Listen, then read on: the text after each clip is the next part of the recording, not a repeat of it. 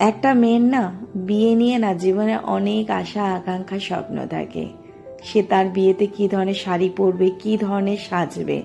আমাদের পাড়ায় না 11 বছরের বিবাহ বার্ষিকী পালন করা হলো আমাদের পাড়ার বন্ধু দেবরাজ প্রিয়াঙ্কা। ওদের আজ থেকে 11 বছর পর বিয়ে তো হয়েছিল ঠিকই, কিন্তু সেইভাবে অনেক আশা আকাঙ্ক্ষা অপূর্ণ থেকে গেছিল।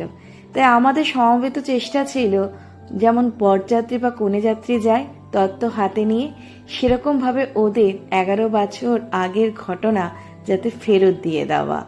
আর দেখো, ওরা না এইসব দেখে না একটু অবাকই হয়ে গেছিল। এটা ওদের কাছে না সাসপেন্স ছিল। আমাদের গোপা বলে আমাদেরই পাড়ার এক বান্ধবী, ও এগুলো সব অ্যারেঞ্জমেন্ট করেছিল। আর সত্যি কথা, ওদের যে মধ্যে এতটুকুনি আমরা আনন্দ দিতে পেরেছি, ওরা যে খুশি হয়েছে, এটাই আমাদের কাছে পরম তৃপ্তি ছিল।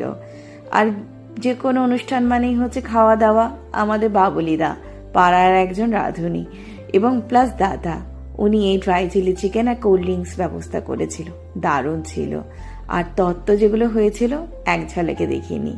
মিষ্টির তত্ত্ব থেকে কিছু নোনতা, বিস্কিট, কেক, আর ওদের দেওয়া হয়েছিল দুজনকে খুব সুন্দর সুন্দর কিছু জামা কাপড়। তার মধ্যে দেখো এই পাজামা পাঞ্জাবি আর একটা শাড়ি, তার সাথে আলতা সিঁদুর, টিপ আর একটা শোপিস।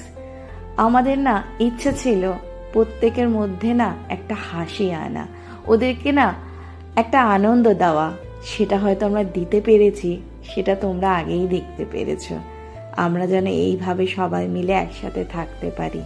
আর আমাদের রাতে ডিনারটা কি ছিল জানো?